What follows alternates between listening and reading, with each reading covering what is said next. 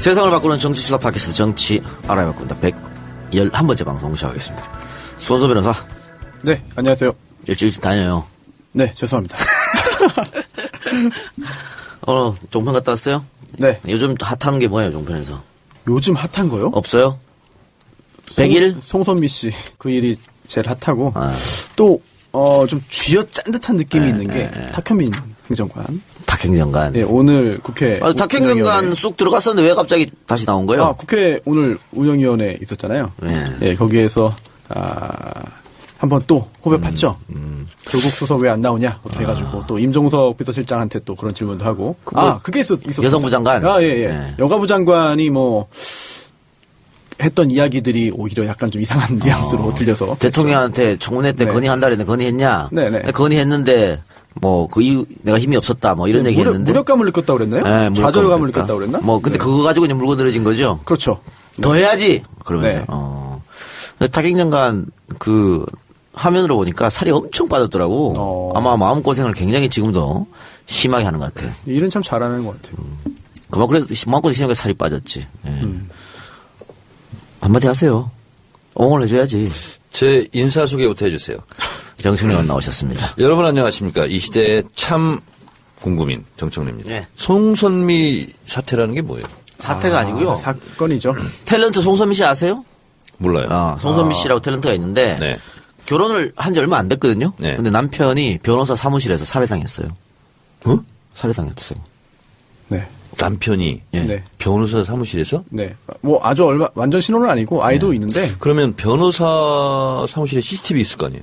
없는 경우가 더 많고요. 현장 변호사 체크됐어요. 사무실 회의실이었는데. 근데 그러면 변호사가 주겠다는 아니요. 변호사가 아니라 원래 그 변호사 사무실의 그 회의실 같은 경우를 이제 그 의뢰인들끼리 사적으로 뭐 이제 쓰기도 하죠. 네. 회의가 있고 이제 서로 뭐 단판을 짓거나 그래서 갈등이 있던 사람들 사이의 일입니다. 그래서 변호사가 친척간이라면서요? 네네. 이제 상속 문제 때문에 그랬는데. 그러면 범인은 바로 잡혔겠네. 네네. 현장에서 바로 체포됐고요. 뭐 이론의 여지 없이 다 잡혔죠. 미리 칼을 들고 간 거잖아요. 그렇습니다. 그러면 이거는 계획범죄잖아. 계획범죄죠. 그럼 계획범죄 살인이 굉장히 오래 받겠네요? 한 20년 이상 받겠네요? 뭐 국가별로 좀 다른데 영미법계에서는 뭐 살인도 종류를 나눠가지고 이제 하는데 우리나라는 그렇지는 않고요. 뭐 1급 살인 이런 게 따로 있지는 않고 하지만 뭐 다른 다툼 중에 우발적으로 한 것이 아니라 애초에 흉기를 이제 살해 도구를 준비해 갔잖아요. 그리고 또 뭐 자세히 묘사하기 좀 그렇습니다만 굉장히 좀 한 번에 타격으로 또 굉장히 약한 부위를 또 이제 타격해가지고 살해했기 때문에 충격적인 일이에요. 네, 굉장히 충격적인 일이죠. 상속 갈등 때문에 양자가 갈등된 당사자도 아니에요. 그래서 그 송선미 고인이 상속 분쟁이 있는데 할아버지 재산 때문에 그 소송에 있어서 도움을 주겠다 하고 한 사람이 이번에 가해자가 된 거죠. 종편에서 그걸 가지고 하루 종일 할 건 없을 것 같은데. 많이 했어요. 많이 했어요? 네. 그만큼 뉴스가 뭐 그렇게 없다라고 볼 수도 있고 또 이게 굉장히 안타까운 일이고 슬픈 일인데 또 연예인에 또 관련된 일이잖아요. 그러다 보니까 이런 걸 또 어떻게든 좀 꺼리로 삼으려는 생각도 있는 것 같습니다. 그렇군요. 야, 그런 일이 있었네요. 탁행정관하고 전화통화 해봤죠? 네. 네. 뭐 가끔 자주 합니다. 예. 어떻게 마음고생을 심하게 하던가요? 제가 봤을 때는 살이 쭉 빠진 거면 그런 것 같아요. 심하게 하죠. 심하게 하고 좀 안쓰러울 정도죠. 근데 일을 할 때는 생각이 안 난대요. 안 난다고. 근데 이제 퇴근할 때, 이럴 때, 내일 또 출근해야 되나? 이런 건데, 언론에는 안 나온, 걸 말씀드리면, 그 문제를 가지고, 약간 회의를 했나 봐요. 근데 이제 뭐 대통령의 신임이 워낙 두터워서, 대통령이 이제 있어라, 이제 이렇게. 해서, 그런 게 아니면 본인은 이제 본인도 벌써 이제 그만두고 싶었나 봐요. 그렇겠죠. 그럼 내가 뭔 영화를 어쩌고 그 욕을 들어보면서 그 자리에 있어요. 뭐 대단한 대통령이 당신은 꼭 필요한 사람이다. 네. 그래서 대통령이 신임이 워낙 두터워서 본인이 또 뿌리치고 나올 수도 없는 모양이에요. 그래요. 근데 뭐 야당은 정치 공사하는 것 같고 조용했는데 다시 또 불거진 것 같아요. 이 문제는. 네, 그렇습니다. 또 그 문제를 또 키우기 위해서 오늘 또 준비를 하고 나왔겠죠. 또 조국 수석 왜 안 나왔냐 또 이게 연결시켜가지고 또 인사 난맥상 뭐 이런 표현까지 쓰면서 공격을 하고 있습니다. 그 어떤 정부보다 인사남맥이 없었던 것 같은데. 그렇죠. 초기에. 네. 제가 이제 이번에 대국민 보고 예. 오늘 좀 한번 알아봤어요. 이렇게 알아봤더니 거기에 뽑혀서 간 예. 분 중에 한 분이 네. 저랑 북유럽 여행 같이 갔다 왔던 한림대 의대 교수 신태영 교수라고 예. 그분이 이제 환자 안전법에 대해서 이제 제안을 해서 99개 정책에 이제 뽑혔어요. 그분은 이제 비뇨기과 의사인데 네. 그래서 내용도 내용이지만 어떤 절차를 밟아서 청와대에 들어가게 됐냐 했더니 한 달 전쯤인가 이렇게 연락이 왔고 그래서 이제 모여서 갔는데 가서 깜짝 놀란 게 여러 가지가 있다고 그러더라고요. 예. 뭐냐면 자리 배정이 지정석 몇 석 이외에는 없었대요 따로. 그래서 이제 밥 주길래 밥 먹고 올라갔더니 좋은 자리는 다 차지하고 있더래. 그래서 자기가 어떻게 껴서 맨 중앙에 앉았대요. 가운데쯤에. 근데 거기가 제일 사각지대더래. 거기는 안 비춰지더라고. 그러고. 그리고 뭐 시간 때문에 잘렸는데 방송 시간 때문에 원래는 이런 게 마지막 신이었나 봐요. 어떤 분이 국민이 책을 한 권 선물하고 대통령이 그걸 받고 그다음에 셀카 찍고 뭐 이러면서 이제 엔딩 장면이 이제 있을 예정이었대요. 근데 대통령께서 이제 말씀을 좀 길게 하셔가지고 그리고 이제 그 말이 또 이렇게 길게 했다는 것은 뭐냐면 원래 각본대로 이렇게 하지 않고 그냥 어떻게 보면 즉석에서 했다는 거죠. 뭐 권리당원 얘기도 하고 뭐 그러면서 그게 아쉬웠고 근데 본인이 막 장관들마다 다 다니면서 사진을 찍었더라고. 그러니까 그 대통령이 기자회견 하는 것은 각본이 전혀 없었던 거고 사전 질문지도 받지 않았고 근데 그 국민보고대는 뭐 당연히 사전 질문 있었을 것 같아요. 왜냐하면 워낙 이 컴팩트하게 1시간 정도 그렇죠. 생중계가 돼 있기 때문에 그것은 그럴 수밖에 없었고. 근데 지금 야당에서 비판하는 것은 뭐 살충제 계란 문제라든가 혹은 뭐 사드 문제라든가 뭐 이런 것들을 또 뭐 핵 문제라든가 원전 문제 이런 것들은 얘기하지 않았다. 이런 비판에 대해서 어떻게 생각하세요? 그거는 대통령이 굳이 하지 않아도 저한테 물어보면 제가 성실하게 답변을 드리겠습니다. 오늘 좀 해주십시오. 오늘 할까요? 그러면 지금부터 대국민 보고대회에서 미처 하지 못한 주제에 대해서 그 뒤에 있는데 손소호 국민께서 질문해 주세요. 그 뒤에 있어요. 네. 있어요? 있어요 뒤에. 대본 좀 보세요. 대본 안 보니까. 네. 그 뒤에 가서 제가 그럼 따로 질문하기로 하고. 무엇이든 물어보세요. 네. 그리고 또 왜 똑같은 방송을 공중파 3사, JTBC 이렇게 방송 중계했냐라는 비판. 그건 이런 겁니다. 대통령이 인기가 없으면 서로 안 하려고 그래요. 네. 근데 대통령 인기가 지금 80%가 넘잖아요. 그러니까 누구 방송하고 누구 방송 안 하고 그런 부분이 있었을 겁니다. 예전에는 대통령이 인기가 없어도 강제로 시켰을 것 같은 그렇죠. 느낌이 드는데. 그래서 이제 그건 야당들에서 비판을 많이 하더라고요. 근데 그 비판은 일정 부분 앞으로는 고려했으면 좋겠어요. 왜냐하면 뭐 지상파가 돌아가면서 해도 되니까 한 번씩. 돌아가면서 해도 되고 그리고 방송사 여러 개 한다고 해서 시청률이 높은 건 아니거든요. 그렇죠. 그래서 하나를 하더라도 볼 사람은 다 봐요. 근데 6개 방송사 합쳐서 12%밖에 안 나왔대요. 그러니까 오히려 저는 그거보다는 예를 들면 KBS부터 먼저 하는 게 맞잖아요. 국가기관 방송이니까. KBS 한 채널을 했어도 그 이상 나오지 않았을까? 그것도 맞는 말이네요. 그 예전에 왜 뭐 월드컵 이런 거 똑같은 경기를 뭐 사무사에 다 해주고 좀 그렇잖아. 그런 것처럼. 근데 이런 것도 있잖아요. 또 야당이 지금 이야기하는 게 우리한테도 똑같은 1시간을 달라. 제가 답변 드리겠습니다. 당신들도 그럼 대통령 된 후에 30년 후에 하세요. 그래요. 30년 후엔 됩니까? 50년인가? 50년 후에 되는 거예요? 그럼 지금 젊은 아이들은 어떻게 하라고? 그러니까. 즉시 사과드립니다. 알겠습니다. 100년 후에 하세요. 지난주 18일이 이제 그 DJ 서거 8주기였었어요. 근데 우리 여기 사거리에도 플랜카드 걸리고 그랬었는데, 8주기였는데, 노무현 대통령 때보다는 약간 사람들이 잘 모르고 지난 게 아닌가 싶어서 좀 아쉬움도 있었는데, 정청래 의원 추도식 다녀오셨습니까? 못 갔어요. 그 전날 서당회에서 제가 깜짝 출연해가지고 김홍걸 위원장하고 얘기하고 그랬는데, 거기는 못 갔고 대신 DJ를 하루 종일 생각한 그런 날이었죠. 홍준표 대표는 거기 가서 뭐 졸았다 이런 얘기도 있던데. 제가 DJ 서거했을 때, 어느 인터넷 신문에서 추모사 그걸 써달라고 해서 제가 진짜 일필휘지로 2시간 정도의 원고지 한 40몇 정도.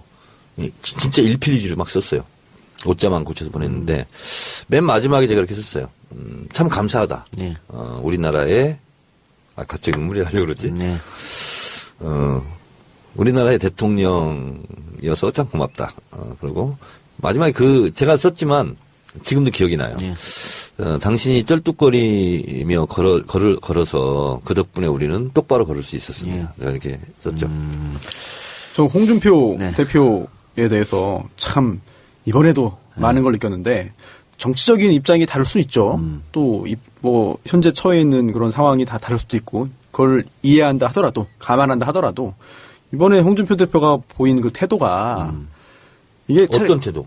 아이 뭐 눈 감고 뭐 잤다니까. 뒤로 쭉 이게 잤어요. 젖히고 그게 그럴 거면 안 가는 게 맞지 않나요? 그렇죠. 그리고 이게 장소에 맞는 행동을 해야 되는데 뭐 김대중 전 대통령의 정치적인 그런 입장이나 또는 뭐 업적이나 이런 것에 대해서 설령 뭐 불만이 있다 하더라도 다 이해할 수 있습니다. 그런데 그 장소에서 그런 행동을 했다는 거는 사실 고인에 대한 모욕이지 않을까. 의도적으로 그런 행동했다고밖에 볼 수 없어요. 좀 그 광경 보면서 굉장히 좀 화가 나더라고요. 손수 변호사 네. 굉장히 정의로운 분이군요. 네. 이런 부분에 대해서 분노할 줄 아는. 정의수호 선수. 아니 너무 좀 그랬어요 그때. 네. 홍준표 씨는 좀 알다가도 모르던 제가 누구한테 들었는데 예. 우리 젊은이한테 인기가 없으니까 행사를 신촌 이런 데서 하자. 그러면서 젊은이한테 인기가 있는 사람한테 사회를 맡기자. 그래서 김어준을 선정했나 봐. 퇴짜. 그래서 김어준을 섭외했나 봐요. 네. 그래서 제가 김총수한테 그렇게 얘기하려고 그래. 앞으로 그런 섭외가 들어오면 나보다 더 인기 있는 정청래라는 사람이 있다. 정청래를 불러서 사회를 시켜라 이렇게 얘기하면 저는 가려고 초청이 있으면. 네. 가서 계란 맞는 거 아니에요? 가서 계란 맞는 거 아니 아니야? 초청해놓고 계란 던지겠어? 그들은 뭘 할지 모르고. 뭘 할지 모르니까. 그러면 손수호랑 같이 가자고. 저는 인지도가 없기 때문에 안 됩니다. 그래요. 근데 홍준표는 자기 사면 복권해준 사람이 DJ인데 참 예의를 좀 지켜야지. 나 참 웃긴 기사 처음 봤어요. 강남역에서 뭐 청년 그리기 뭐 이런 행사를 했는데 채널A에서 뭐라고 보도했는지 알아요? 경찰 추산 350명이 모였습니다. 3,500도 아니고 35,000도 아니야. 네. 근데 350을 굳이 경찰에서 추산할 필요가 있을까? 그러니까 뭔 행사? 그거 세봐도 되잖아. 네. 근데 처음에는 좀 청년들이 있었는데 나중에는 어르신들이 많이 자리를 채웠다. 그 자유한국당 행사였어요? 홍준표. 홍준표 행사? 네. 그렇군요. 그 DJ 얘기를 했습니다만 지금이 사실 뭐 정권은 교체됐습니다만 주변 상황이 좋지 않아서 또 뭐 김정은의 어떤 핵개발 의지가 있기 때문에 한반도 상황이 아주 좋지 않습니다. DJ가 있었으면 이때 어떻게 풀었을까? 엿볼 수 있는 한 장면이 네. 연평 해전 때 거기서는 우리 배로 북한 배를 부셔버렸어요. 그 박치기를 해가지고. 예. 그래서 인민군이 수십 명이 아마 수장됐을 겁니다. 네. 승리했죠 우리가. 네. 그리고 금강산에서는 또 여행을 하고 있었어요. 그것이 상징적으로 보여준 사례라 봅니다. 그래서 DJ 같은 경우는 북핵 문제는 북핵 문제고 교류는 교류다. 이러면서 이제 양동 작전을 했을 것 같아요. 도발은 단호하게. 근데 이제 북한이 잘 아시겠지만 김일성, 김정일, 김정은으로 내려오는 유훈 통치를 하잖아요. 예. 근데 존중해주는 사람이 있습니다. 김일성 주석과 또는 김정일 위원장과 만나서 대화하고 뭐 합의하고 한 분들은 존중해줘요. 네. 그래서 예를 들면 이효희 여사 이런 분들 같은 경우는 북한에 절대 비난 안 하죠. 그래서 그런 건 있어요. 김정은도 아마 그럴 거라고 보는데 저는 이미 미 국무장관과 국방부 장관이 공동으로 예.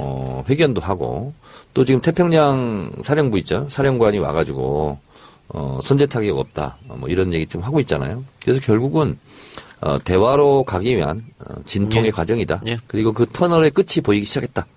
알겠습니다. 너무 걱정하지 마시라. 네. 손수호 변호사. 네. 8.15 대통령 경축사 들었어요? 네. 행사 어떻게 봤습니까? 행사를 어떻게 봤냐고요? 본 소감. 소감이요. 대통령 잘 뽑았다는 소감이라는 생각을 좀 했습니다. 네. 그리고 뭐 겉으로 보이는 게 뭐 전부는 아니겠습니다만 그래도 대통령이 이번에는 무슨 말을 할까 그런 걸 좀 주의 깊게 듣게 되는 게 굉장히 오랜만인 것 같아요. 그것만으로도 굉장히 그래요. 큰 변화가 아닌가 싶습니다. 대통령이 직접 친일하면 3대가 흥하고 네. 독립하면 3대가 망하고 이런 거 없애게 하겠다. 이 말 자체 하나라마도 우리 독립 이어서 유공자들이 좋아하겠죠. 3대가 대우받게 하겠다. 그러니까 예. 저는 뿌듯하죠. 이제 대통령의 행사가 있잖아요. 그러면 진짜 예의주시하면서 한 장면도 놓치지 않으려고 보고 있거든요. 근데 아무도 얘기하지 않은 거 내가 하나 말씀드릴게요. 예. 자기 입장을 하잖아요. 악수를 쭉 하잖아요. 그런데 그 일제 징용 피해자인가 그 할아버지 두 분이 계셨는데 한 분이 지금 연로하셔가지고 다리가 아프셨나 봐요. 예. 앉아있다가 대통령이 다 일었으니까 본인도 일어서 악수하려고 하는데 대통령이 그냥 계시라고 앉아 계시라고. 그 장면이 많은 것을 보여주는 한 장면이었다. 예. 그것은 누가 시켜서 연출로 되지 않는 거거든요. 그건. 네. 5.18 기념식도 그랬었고, 8.15 광복절 행사도 그렇고, 사실 이런 행사, TV 매년 중계합니다만 잘 안 보죠? 그렇죠. 그 행사, 그 행사고. 네. 그런데 요즘은 아주 기다리면서 사람들이 본다 그래. 어떤 게 또 연출될 근데 것인가. 이제 우리 동네 분들도 많이 알더라고요. 동네라고 하시면 어디입니까? 마포. 마포요. 네. 충청도 아닙니까? 네. 마포에서 이제 이제 그게 알려졌더라고요. 그거 다 탁현민이 하는 거라면서요. 그 정도로. 그거 이제 다 많이 알려졌어요, 이제. 손소 변호사. 네. 야당에서는 쇼통이라고 그러잖아, 쇼통. 네. 소통이 아니다. 네. 이런 주장에 대해서는 어떻게 생각하세요? 아니 보는 각도에 따라서 그렇게 안 좋게 보려면 그렇게 볼 수 있겠죠. 그러니까 얼마나 지금 배가 아프겠습니까? 배가 아프지. 네, 얼마나 열받겠습니까? 이게 벌써 100일 지났으면은 또 여기저기서 누수 생기고 또 서로 싸우고 이 지지도 떨어지고 해야 되는데 그들의 기대와 달리 지금 순항을 하기 때문에 너무 배가 아픈 것 같아요. 그래서 특히나 정우택 원내대표 같은 경우에 여러 가지 신조어들을 좀 만들어내고 있습니다. 쇼통도 그렇고 또 이제 퍼줄리즘. 네. 포퓰리즘을 넘어서 퍼줄리즘이다. 이렇게 해서 그게 무슨 말인가 했더니 퍼준다는 또 의미더라고요. 그런데 옛날에 한나라당 새누리당도 그런 거 잘 만들어갖고 써먹었는데 요즘은 안 통하더라고. 해도 좀 안 먹혀요. 네, 안 먹혀요. 안 먹히고 이제 그런 거 할 때마다 좀 뭐랄까 피식 웃고 말게 되는 것 같거든요. 예. 이제 좀 초조함이 보이는 것 같고요. 예. 이제 또 선거 또 1년 남았잖아요. 큰 선거가. 네. 1년도 채 안 남았네요.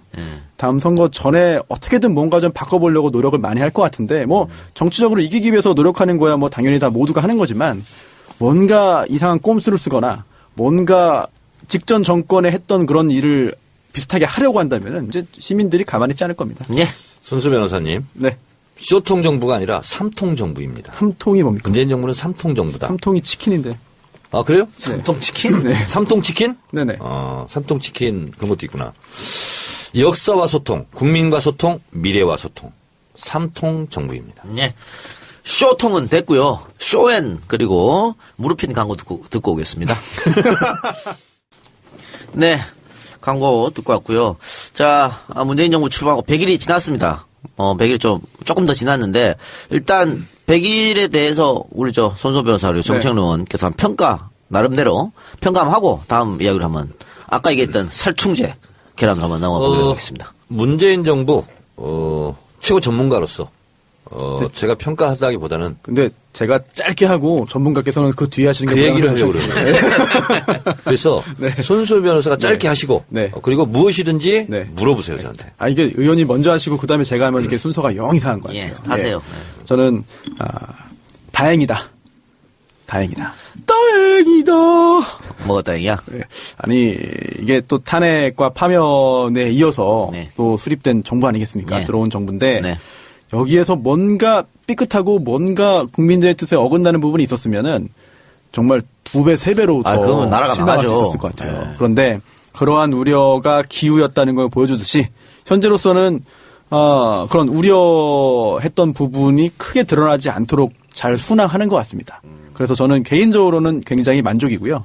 근데 그러다 보니까 야당에서 지적을 하고 공격을 하는데 제 개인적으로 볼 때는 다 트집잡기 같아요. 예. 그래서 앞으로도 이런 분위기 쭉 이어지기를 바라겠습니다. 네.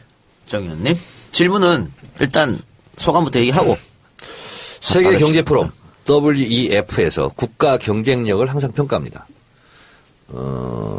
노무현 정부 마지막에 세계 경쟁력 11위까지 올라갔어요. 이명박 정부 때 19등까지 떨어졌습니다. 그리고 박근혜 정부 때 26등으로 떨어졌습니다. 그래서 우리가 세계 10위의 국가, 이거 있잖아요. 잘못된 말이에요. 세계 20위 중반 후반의 예. 국가, 이렇게 이제 말해야 되는데, 예. 문재인 정부 출범 이후에 저는 이제 이 순위가 좀 오를 것이라고 보고, 그렇게 저는 예상이 되고요. 그리고 주가도 이미 미래 가치를 반영하기 때문에 많이 올랐고요. 예. 그리고 무엇보다, 대한민국 국민이라는 것이 자랑스러운.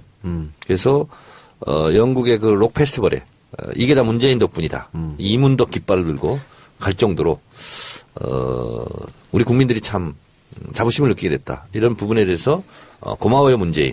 이것이 취임 100일 날 선물로 검색어 1위로 올라갔는데 저도 고마워요 문재인 이렇게 외치고 싶고요. 문재인 대통령이 더도 덜도 말고 지금처럼 예. 잘 해주시고 예. 지금 같은 지지도가 계속 유지됐으면 좋겠어요. 예.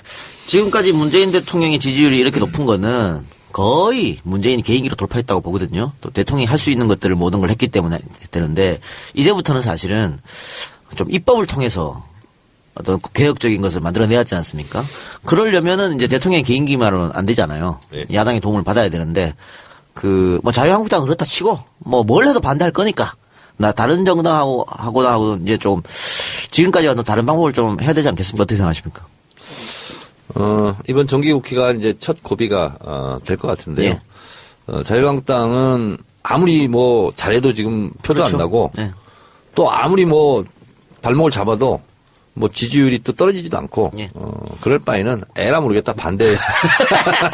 그 가능성이 아주 농후해요. 예. 100%예요, 100%. 네네네네. 그리고 뭐 100일 평가에서 자유한국당 정우택 대표인가요? 예. 낙제점이다 이렇게 네. 얘기했어요. 당신들이 낙제점이다. 네네. 이렇게 얘기하고 싶은데 난항이 예상됩니다. 네, 그러니까 국민의당을 비롯해서 다른 정당하고 해도 이제 협치가 필요할 것 같은데 지금 국민의당이 전당대회를 앞두고 있잖아요. 네. 안철수 대표가 당대표가 될 확률이 높은데 네. 당대표가 되면 이게 삐끄덕거리던 여야 불협화음이 더 세질 것 같은 느낌이 불현듯 들거든요. 그렇습니다. 그가 얘기하는 극중주의는 그렇죠. 뭐냐면 극도로 문재인을 싫어하는 그렇죠. 그런 거거든요. 걱정이야. 그래서 안철수가 이제 안 걱정으로 변할 것 같습니다. 예. 안 걱정이면 걱정이 아닌데. 이원주 의원의 반란 가능성 없습니까? 이현주가 돼도 골치 아파요. 아, 그렇네요. 근데 누가 거기는- 해야 됩니까, 그러면? 아니, 그나마 예. 그나마 다른 사람이 낫죠. 누구라고 말하긴 그렇습니다만. 근데 이제 서울시장 또 나가겠다는 거 아니에요? 예, 안철수 대표. 아니, 본인이 나간다는 거예요? 아니면 경쟁자들이 나가라고 하는 거예요? 뭐 당을 위해서 나간다고 지금 어디건 그건데. 아, 그래요? 글쎄요. 본인이요? 당을 살릴 수 있다면 나간다 이런 거예요. 오. 나간다는 얘기죠. 혼자 다 나겠다는 얘기. 그럼 당대표를 뭐하러 하냐고. 야, 그만두고 또 영향력 한다는 거예요. 과시 목적으로 그냥 하는 거 아닙니까, 그냥? 근데 그게 또 서울시장 될 것도 아니고 왜냐하면 이 권투에서요. 한번 그렇게 빠지면요. 계속 이렇게 허우적거리다가 결국은 캠퍼스에 눕게 되고 은퇴를 하게 되죠. 그래요. 어쨌든 민주당의 원내대표 단들이 사실은 더 열심히 하겠다. 그런 생각도 들어요. 어쨌든 대야 협상의 선봉에 서 있으니까. 근데 그게 협상이라는 것이 말솜씨로 되는 건 아니에요. 그렇죠. 결국 힘 관계거든요. 국민의 지지. 이게 이제 최대의 협상의 지렛대거든요. 지금 등에 업고 있잖아요. 그렇습니다. 민주당 50% 넘는 거 아니에요? 네. 그래요. 알겠습니다. 자, 그러면 살충제 계란 파문 한참 불었습니다. 유럽에서 살충제 계란 파문이 있었는데 이제 한국까지 넘어와가지고 지난주 정말 난리가 난 한 주가 아닌가 그런 상황이에요. 그 계란을 우리 국민들이 하루에 한 0.1개는 아니고 평균 한 0.67개 정도 먹는다 이런 얘기도 할 때는 있던데 그리고 또 아이들이 또 많이 먹고 그래서 불안이 더 커진 그런 상황입니다. 또 빵에도 들어가고 간접적으로 먹는 경우가 그렇죠, 많잖아요. 그렇죠. 가공식품 가공식품. 근데 가공식품에는 문제가 없다라고 합니다만 어쨌든 찜찜하니까 소비자 입장에서는. 자, 그래서 계란 파문은 났고 이거는 따지자면은 박근혜 정권부터 문제가 돼가지고 그걸 제대로 처리 못했다. 할 때는 그거는 우리가 다 아는 사실이고 수습 과정에서 조금 문제가 좀 있었습니다. 정부 대응 관련해서. 전체적으로 놓고 봤을 때는 다 끝난 상황은 아니겠습니다만 대충 끝나가니까 손소 변호사. 네. 본인이 보기에 총평. 네, 총평이요. 위태위태한 면은 있었다. 예. 그런데 그래도 잘 수습된다.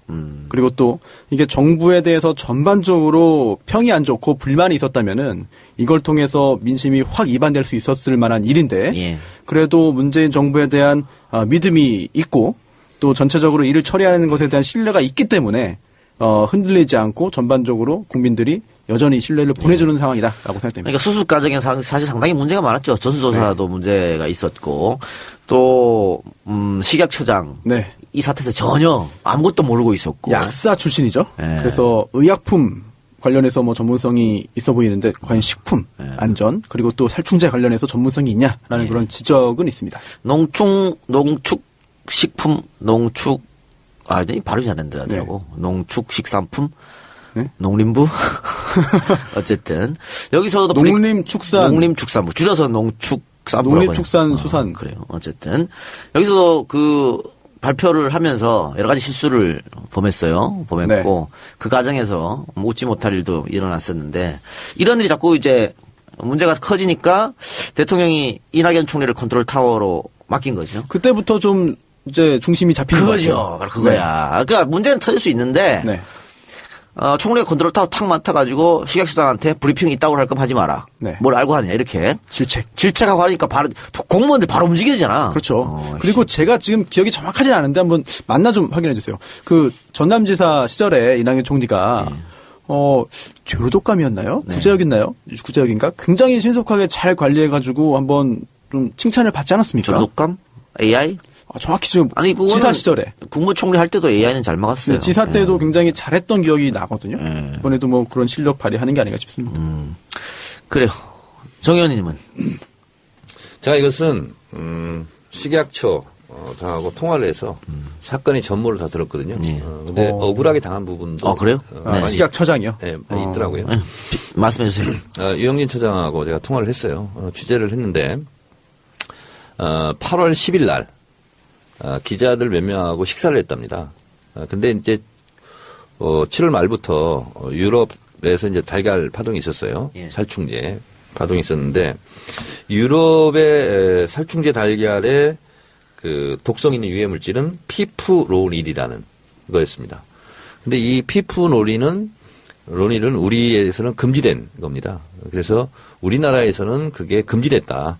그래서 유럽의 달걀 살충제와 지금 우리나라는 좀 다르다. 예. 그래서 우리는 피프로닐을 이것은 금지약품이기 때문에 발견되지 않을 거다, 안전할 거다 이렇게 얘기를 했다는 거예요. 짐작을 얘기했던 거군요. 그렇죠, 그렇죠. 왜 우리는 사용 금지로 돼 있으니까 유럽은 했고, 그리고 우리도 이제 달걀을 유럽에서 수입을 하는데 우리는 스페인산을 수입한답니다. 근데 스페인산은 이번에 문제가 안 됐어요. 독일, 네덜란드, 벨기에가 이제 문제가 됐고, 특히 네덜란드 같은 경우는 뭐 난리가 나서 그랬나 봐요. 그래서 그렇게 얘기를 했어요. 그리고 시간이 지났어요. 나흘이 흘렀어요. 8월 14일에 한국의 달걀도 문제가 있다. 이렇게 된 거예요. 그래서 이제 8월 15일 날, 14일 날 발견이 되고 15일 날 광복절 기념식이 있었지 않습니까? 세종문화회관에. 거기서 참석을 못 했대요. 그래서 간부들을 소집해서 전수조사해라 이렇게 지시를 했다는 거예요. 15일 날. 근데 16일 날 보건복지위에 갑자기 출석 요구가 있었던 거예요. 그러니까 요구가 있으니까 안 갈 수가 없잖아요. 그래서 갔어요. 그래서 전수조사를 시켰다. 그러니까 조사를 시켰기만 했지 뭐가 나온 게 없잖아요, 지금.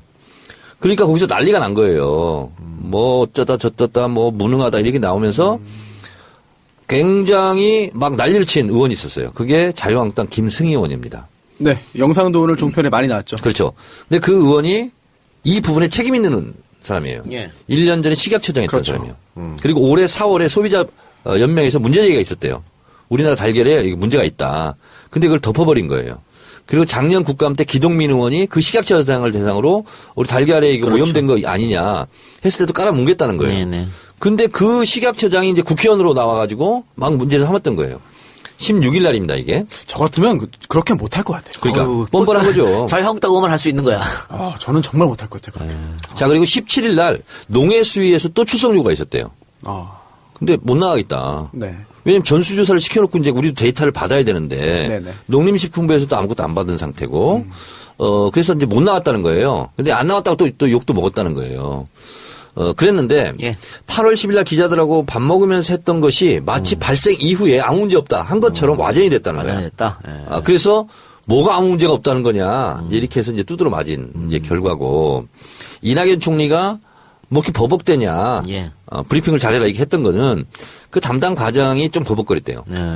근데 그것이 이제 식약처장이 버벅거린 걸로 이렇게 되고. 그것도 와전이다. 와전이고. 그리고 이낙연 총리가 지시했던 것은 뭐냐면 식약처하고 그게 이제 총리실 산하잖아요. 그리고 농림식품부하고 좀 조율을 하고 준비를 해서 나가라. 그리고 브리핑을 하라라는 거였다는 거예요. 이제 그 과정은 그랬던 거고. 근데 이제 이 피프로밀은 우리가 사용 금지인데 우리는 다른 걸로 뭐지 이게 무슨 8종 나왔어요, 8종. 8종 나왔는데 비펜트린? 비펜트린으로 이제 나와서 이제 그 지금 이제 전수조사를 다 했고 900만 개 이상을 지금 이제 폐기 처분했어요. 했는데 이제 이게 뭐 친환경 인증하는 게 문제가 있고 그래서 이게 이제 근본적으로 이제 식약처라든가 농림식품부가 이제 비판을 받아 마땅하지만 어쨌든 구조적인 문제가 있는 게 뭐냐면 A4 용지 하나에 닭을 기른다는 거예요. 그럼 원래 닭들은 진드기 이런 게 묻고 이렇게 균이 묻으면 모래 목욕을 한다는 거예요. 흙목욕을 하고 그걸 할 수가 없으니까 살충제를 뿌린다는 거예요. 그렇죠. 이제 그래서 그런 것이 이제 그래서 복지 뭐 농장 이런 것도 나오고 하는데 그런 것이 이제 근본적으로 개선되지 않으면 이것은 구조적으로 발생할 수밖에 없는 문제이다. 이런 거고 또 하나는 이 살충제는 농약은 사용해도 된다. 허가하는 데가 농림식품부. 그것을 관리하는 데도 농림식품부. 그리고 식약처는 유통 관리 쪽만 담당하고 모니터링하고 있고 이렇게 되는 거죠. 그래서 농약 사용을 허용하는 것을 다른 기관에서 해야 된다. 그래서 견제와 균형을 갖춰야 된다. 그래서 예를 들면 그것을 환경부에서 한다. 그리고 생산 쪽의 관리는 농림식품부에서 하고 유통은 식약처에서 하고 이것이 하나의 이제 개선책으로 지금 나오고 있습니다. 예. 그래요. 알겠습니다. 알겠는데 지금 식약처가 살충제 계란을 먹어도 안전하다가 끝에 발표를 해가지고 뭐야? 그럼 지금까지 뭐 왜 난리를 친 거야? 이런 거 있고요. 또 농해수위에 지금 식약처장이 가서 그 한국당 의원이 살충제 달걀을 매일 먹어도 문제 없다고 하는데 맞냐라고 물으니까 만성 독성은 하루에 2.6개 매일 먹을 때 위해가 있는데 평생 달걀을 매일 먹을 수 없는 거 아니냐 이렇게 말했다가 또 박살났어요. 이제 전문가들이 얘기하는 것은 우리 인체가 잘 만들어졌답니다. 그래서 저도 이제 처음 아는 용어인데 반감기라는 게 있어요. 그래서 어떤 유해 성분이 들어가더라도 바로 그것을 반감을 시키는가 봐요. 그래서 그게 뭐 30분도 되고 3시간도 되고 이제 이렇다는 거예요. 그래서 실제로 지금 이제 폐기 처분한 거 이외에는 먹어도 된다 이런 건데 좀 찝찝하다 이런 건 있지만 실질적으로는 그것은 다 우리 인체가 소화 가능한 다 이렇게 이제 보고 있고 식약처나 농림식품부도 사실은 먹어도 상관이 없다 이렇게 발표를 했죠. 그러니까 폐기한 거 당연히 문제가 있으니까 폐기한 거고 그 위에 거는 이제 유통되는 거 먹어도 되니까. 자, 그러니까 이제 문제는 이것을 이제 근본적으로 개선을 해야 되는데 그게 뭐 일시적으로 될 건 아닌 것 같아요. 어쨌든 뭐 계속 모니터링하고 뭐 우리가 건강검진 하듯이 그렇게 해야 되겠죠. 그러니까 이걸 계기로 이제 그 아까 의원께서 말씀하신 케이지 사육 이게 조금 이제 바뀌는 그런 방향으로 가서 케이지 사육하지 않고 그냥 평원에다 풀어놓고 키우면 당연히 돈이 더 많이 들겠죠. 실제로 지난 정권에서 이 케이지 형식의 방식의 사육에 대해서 정부가 예산으로 지원까지 했거든요. 그렇다면 살충제도 지원했어요. 네, 그러니까 전 정권의 책임이 없다고 할 수 없는 상황이죠. 그러니까 이제 이게 이렇다는 거 봐요.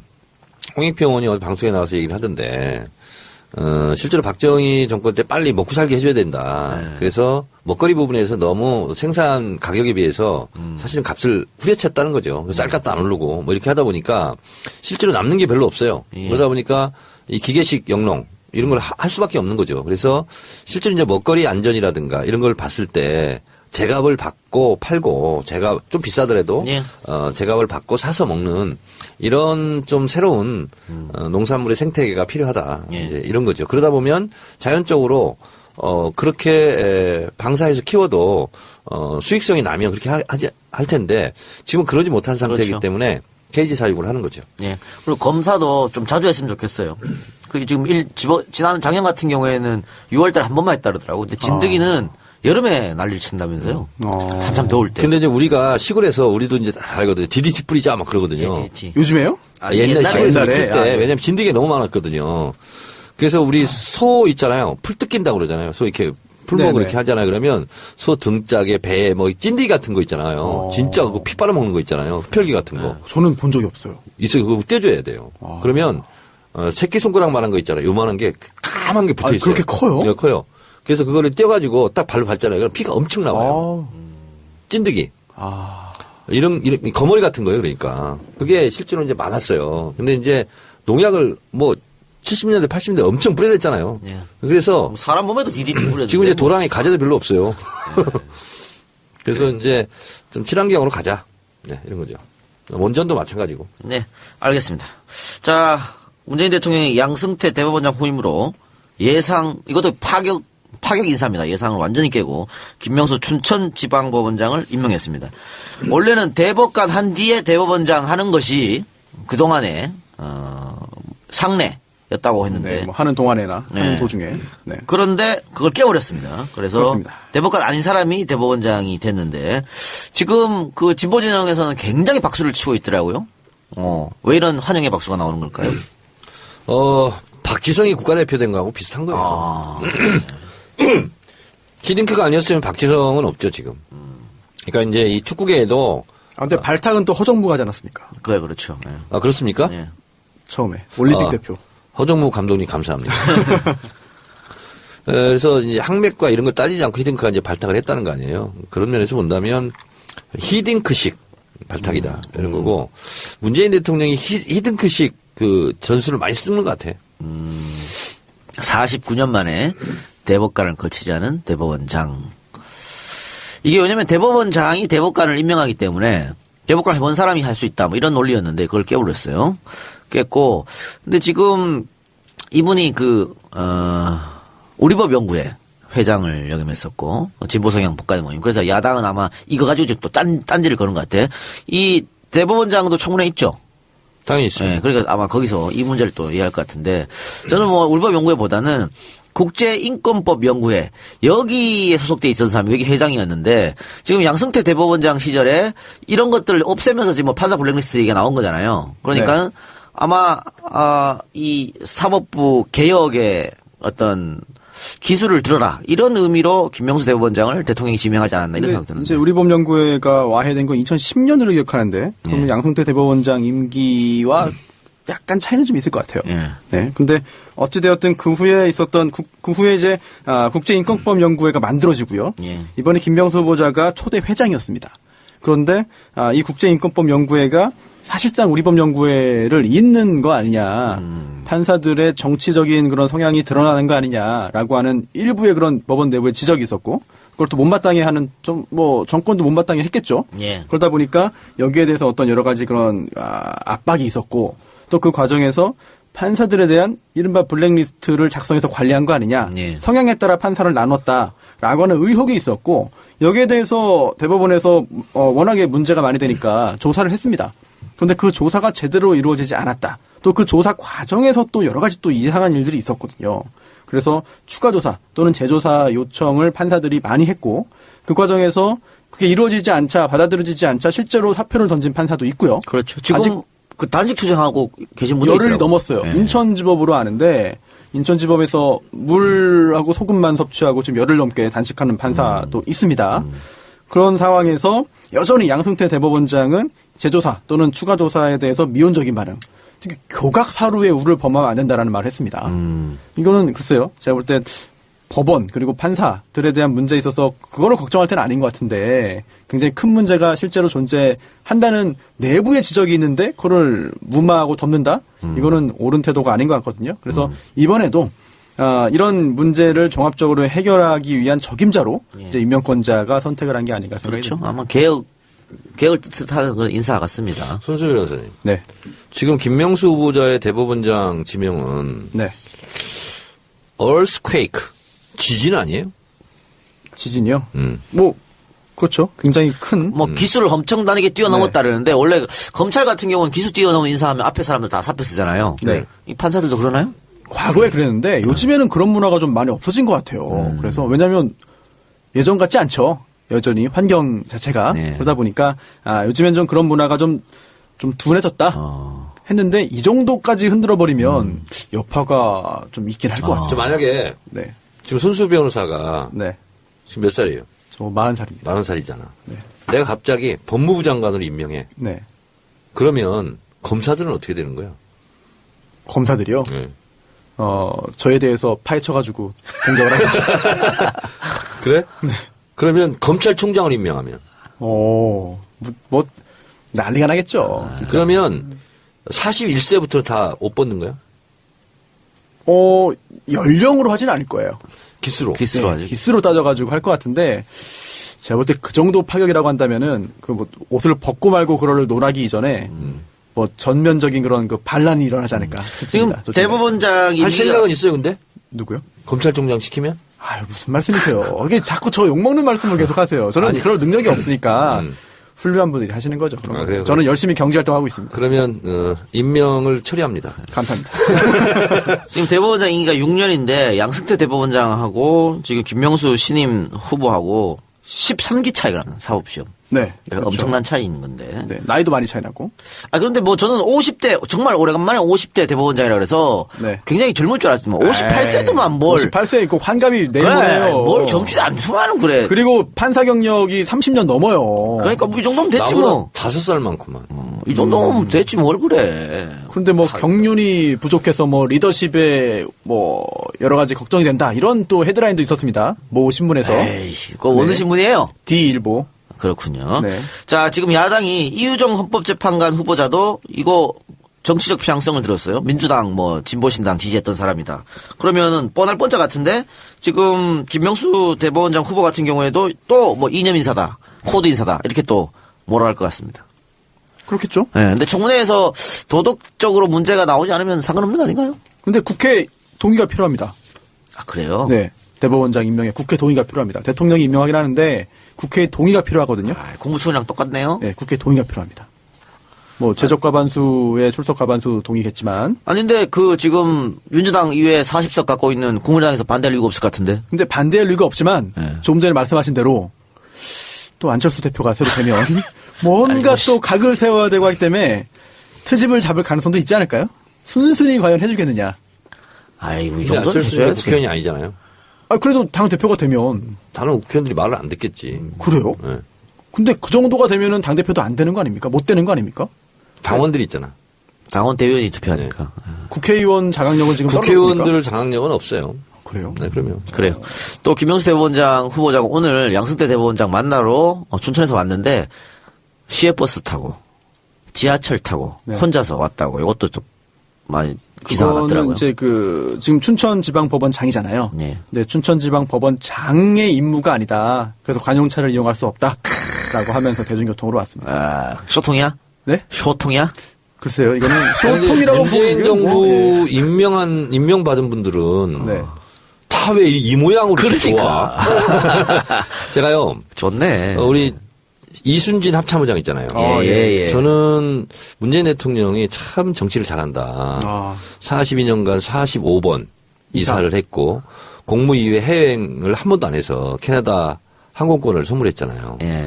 그리고 이제 이순진 합참의장이 퇴임사를 하는데 울먹울먹 하는데 장들도 군인인가 봐요.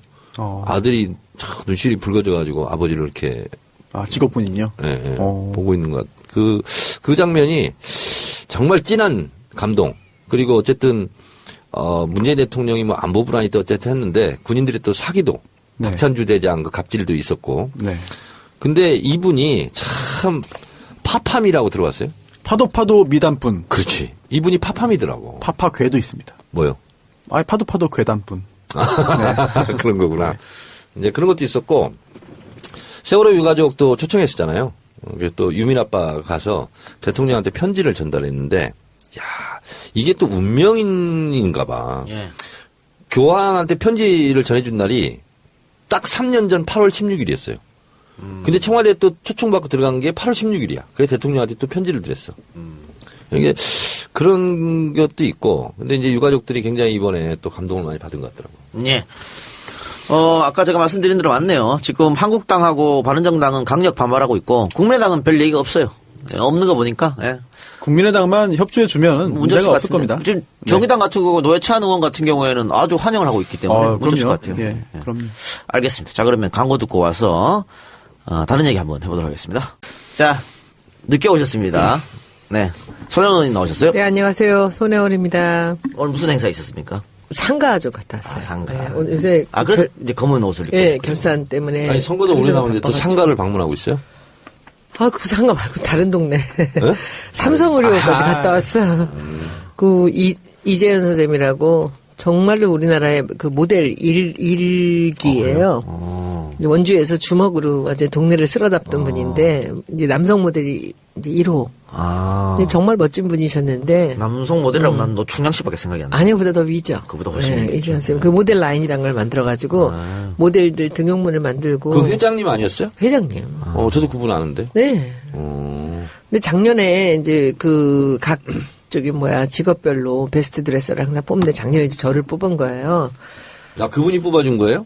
거기서 이제 의상 디자이너들이 그래서 갔었는데 그 행사를 하는데 이분이 모자를 쓰고 칠부 바지를 탁 입으시고 반짝반짝한 넥타이 구두를 신고 올라가셨는데 폐암 투병을 하고 계셨거든요. 근데 거기서 이렇게 인사 말씀하시면 우시는 거예요.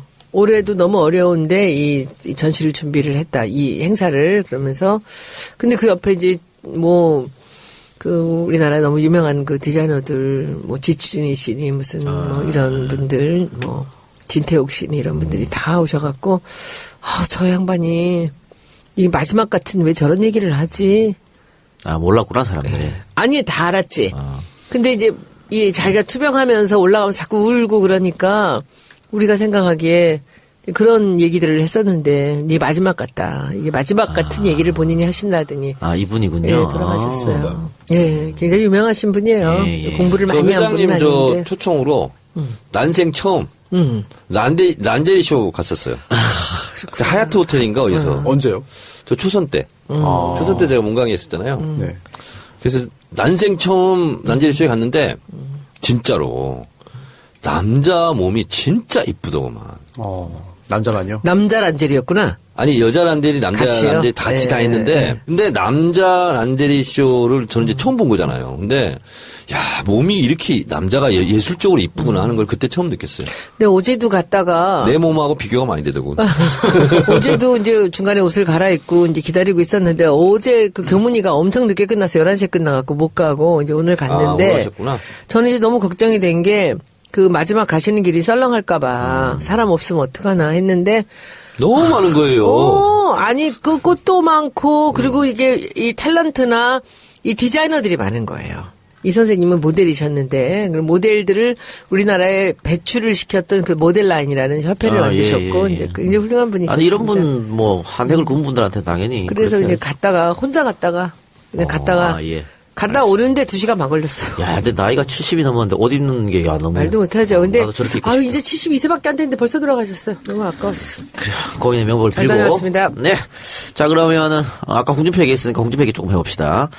홍준표 대표가 최근에 콘서트를 한다고 이제 돌아다니고 있다 그런 것 같은데 박근혜 출당을 추진하고 있다 이런 얘기를 했어요. 근데 지난번 선거 직전에는 의리가 있지 그러면 안 된다 또 이렇게 얘기했거든요. 지기작대기도 필요하고 더 필요하다 이렇게 했는데 2달 만에 이렇게 팍 바뀌었을까요? 돌아가는 판세를 보면은 더 이상 붙잡고 있으면 안 된다는 된다, 생각을 한 판결 거죠. 생각한 거예요? 정치가인데 그 정도 감이 없겠습니까? 정치가라기보다는 정치꾼에 가깝죠. 가보다 꾼이 밉니까? 네? 꿀이 낮지, 낮으니까. 꾼이 한 수 밉니까? 꾼이 낮은 거죠. 낮아서 저렇게 하는 거죠. 머리는 더 많이 쓰는데 항상 정치가, 정치인, 정치꾼 그 라인입니다. 그럼 정치가가 제일 좋은 거예요? 그렇죠. 제 책을 봤군요. 김대중 제 대통령 같은 책에서 내가 분들은 꾼 위대한 역할인데. 정치가라고 얘기를 하죠. 그래서 상황이 바뀌었다. 그런데 당내에는 여기에 대해 반발이 있을 것 같아요, 또? 당장, 같은 당은 안 하지만 저는 좋은 없을 거라고 봅니다. 그래요?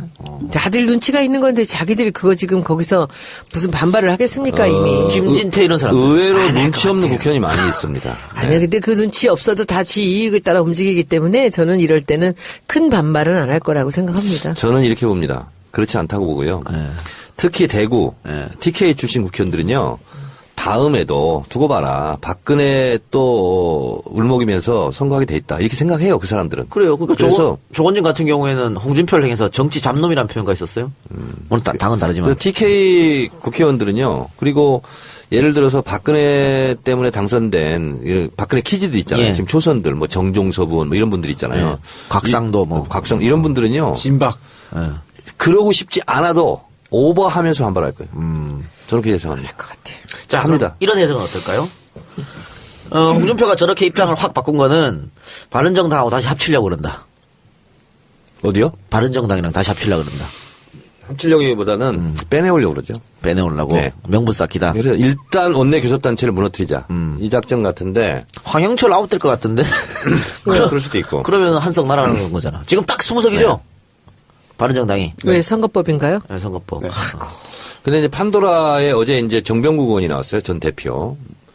홍준표 얘기 딱 나오니까 얼굴이 굳어지면서 난 그 사람 얘기 안 하겠다. 그래요? 얘기할 가치도 없다. 우와. 그렇게 나오고요. 이혜원도 엄청 싫어한 것 같은데. 하태경도 그렇고 하태경 의원도 나왔었잖아요. 이혜원 대표도 그렇고 아예 그냥 얘기를 안 하려고 그래요. 저는 그래서 그럼 그쪽이랑 다시 합치기 어렵겠네. 당대당 합치기는 어렵고 네. 이제 이탈자는 생길 수도 있죠. 빼내갈 수도 있죠. 한 명만 생겨도 사실은 치명적이지 않습니까? 바른정당 치명적이죠. 근데 정청래 의원님, 그분하고 정병국 옛날 장관이 있잖아요. 그분하고 구원이 좀 있잖아요. 아니 그래서 더 친해졌어요. 엘리베이터 앞에서 그래서, 욕하고. 그 유명한 일화가 있는데. 네. 그래서 괜찮았어요? 근데 그 다음에 친해졌어요? 네, 그다음에 친해졌고 쿠바에 갔었고요. 같이 가셨었거든요. 네, 그리고 이제 정병국 의원은 문강의만 했어요. 네. 오로지. 네네. 그러다가 11년 차에 장관 됐죠. 문체부 장관이 됐는데 그러면서 책을 썼어요. 책 내용이 아주 괜찮습니다. 그래서 지금 사실 우리 당에는 정병국 의원 정도의 마인드도 안 되는 사람이 많이 있습니다. 그래요. 정병국 의원은 괜찮은 사람이에요. 제가 보기도. 그러니까. YS 막내 수행비서 했었죠. 그거 따로 불렀잖아요. 그 원희룡하고 정병국, 남원정이라고 불렀거든요. 네. 예. 그 정도는 말이 통한다 이런 얘기도 있었습니다만. 그래 어쨌든 그러면 저런 건 어때요? 지금 교섭단체가 위태위태한 바른정당이 네. 국민의당과 합치는 거. 안철수가 대표가 돼서 러브콜 할 수 있다 이런 얘기도 있는데. 가능하지 않나요? 오히려 자유한국당과 바른정당 합치는 것보다 더 가능성이 있지 않습니까? 전 좀 합쳤으면 좋겠고요. 예. 재미도 있을 것 같은데. 그리고 이제 우리 당 당원들이 지금 예의주시하면서 눈 부릅뜨고 지켜보고 있는 것이 국민의당 혹시 탈당하는데 받아주면 가만히 있나 보자. 지금 이러고 있거든요, 지금. 근데 옛날에 그 정치사에서 보면 그 탈당하면 또 받아주고 그러지 않아요? 지금까지 다 그랬죠. 예. 근데 그러니까 그거는 이제 보수 정치를 했을 때고 지금은 당원 중심의 정치니까 네. 쉽진 않을 거예요. 예. 근데 만일 그 국민의당 소속의 어떤 사람이 탈당해가지고 지방선거에서 자기 개인기로 당선이 돼. 네. 당선이 돼서 민주당 들어오겠다고 하면 그건 받아줘야 되는 거 아니에요? 무소속 나갔다가 네. 뭐 그건 그럴 수 있겠죠. 그렇죠? 네. 그거는 나 반대할 이번 이유 없어. 지선에 그런 분들이 많은 것 같아요. 혹시 특히 원하이 당연하죠. 많겠죠. 네, 지금 더불어민주당 당규에 탈당한 사람 복당할 때 그런 시간적인 그런 것도 있지 않나요? 1년. 1년이에요. 아유, 하면 다 해요, 그거야. 아니요. 아니 그냥 그건 그럼 1년. 그 정도 있다는 거죠. 아니 1년 규정이 있고 그렇지 않은 경우 이해찬 총리 같은 경우는 1년 안 됐는데 받아들였잖아요. 단 하면서 또 예외 조항이 있어요. 네. 정치인데 뭐 다. 그러면 충분히 가능하다 이렇게 보여집니다. 지금 어쨌든 지방선거가 얼마 안 남았지 않습니까? 이제 뭐 8개월 정도 네. 앞으로 다가왔는데 지금 상태면은 뭐 압도적으로 민주당이 이길 것 같습니다만. 지금 상태로 본다면 예. 제가 봤을 때는 대구시장, 경북지사 정도만 제외? 정도만 제외하고 네. 지금 현재 상태라면 원희룡 어떻게? 안 돼요? 어렵습니다. 제가 제주도 가봤잖아요. 또 가봤는데 분위기가 그게 아니에요. 예. 경기도지사는 뭐 여론조사하면 완전 차이 나더라고. 근데 지금 민주당이 제주도 쪽에 후보는 있나요? 지금 김우남 제주도당위원장이 준비하고 있죠. 경남은 어때요? 경남하고 부산. 경남은 이제 지난번에도 우리 한번 그 얘기를 하긴 했었는데 경남의 뭐 밑바닥 당원들 같은 경우는 김경수 의원이 나오면 이길 것 같은가 봐요. 허성무 소장도 있지 않습니까? 전 그렇죠. 청와대 비서관. 근데 김경수 의원이 나오면 이길 것 같으니까 김경수 의원이 나왔으면 하죠. 근데 의원 된 지 얼마 안 돼가지고 또 그거 가는 게 또 약간 좀. 또 도민들이 원하고 부르고 하면 또 그럴 수도 있지. 근데 경남도지사에 나왔다가 그렇게 큰 표 차이가 아니게 떨어졌어요. 홍준표한테. 네. 그렇죠. 지금 완전 다른 일이니까. 만일 진짜 김경수밖에 없다 그러면 또 뭐 그건 생각해 볼 그건 일이죠. 어쩔 수 없는 일이에요. 그런데 그 또 하나 또 여쭤보고 싶은 게 그 국회의원과 지금 그 도지사하고의 그 위상은 어때요? 하나는 정치가고 하나는 행정가잖아요.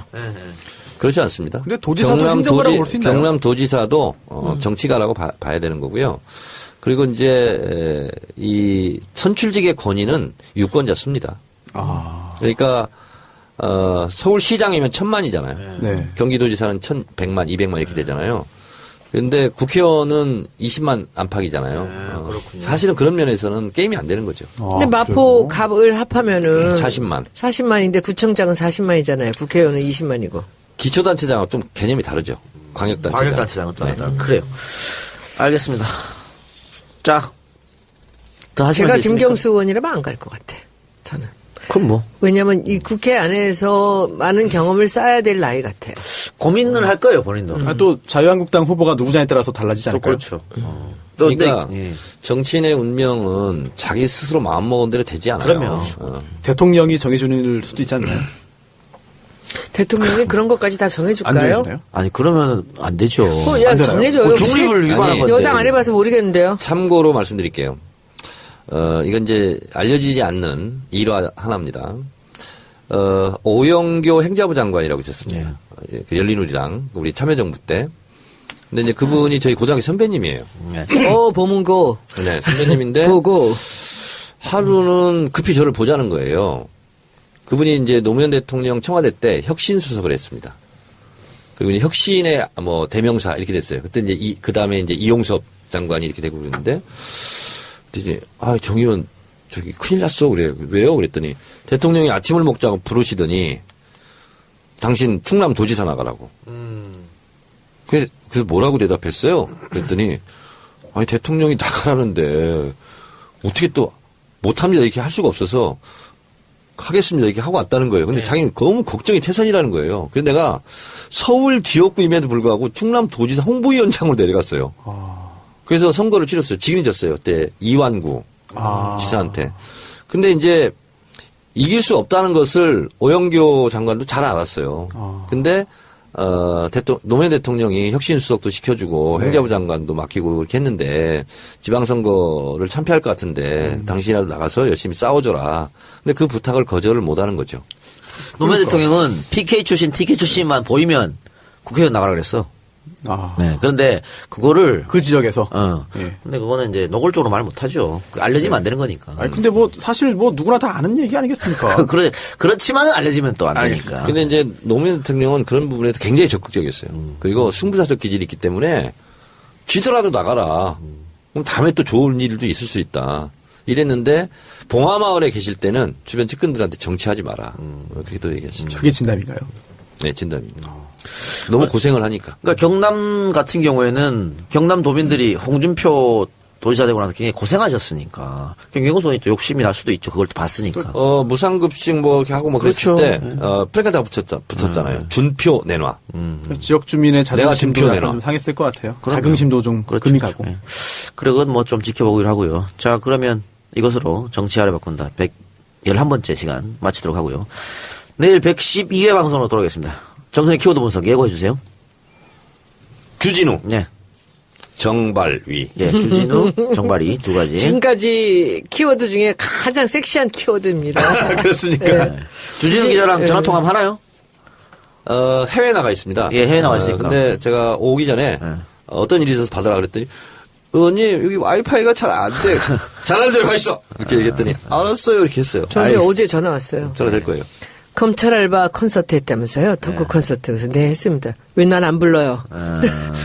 어머, 너무 귀한 분이라 안 오실 것 같아갖고. 그랬다. 그러지 말라고 야단 식사하게 맞고. 예. 외국가 있다는데 한번 전화 통화 한번 해보도록 하겠습니다. 오. 내일 뵙겠습니다. 고맙습니다. 네. 감사합니다. 고맙습니다.